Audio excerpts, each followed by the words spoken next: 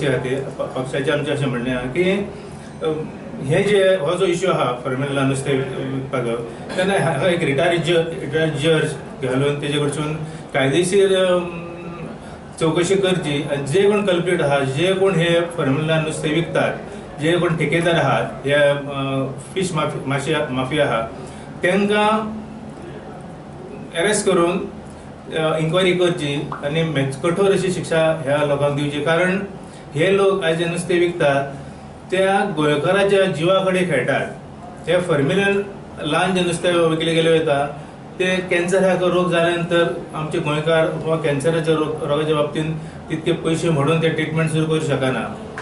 त्या खातीर ह्या पिरियडाक जे लोकांक हे फॉर्म्युलन दुयेंत जाल्यात तांकां सरकारान तेंची काळजी घेवची।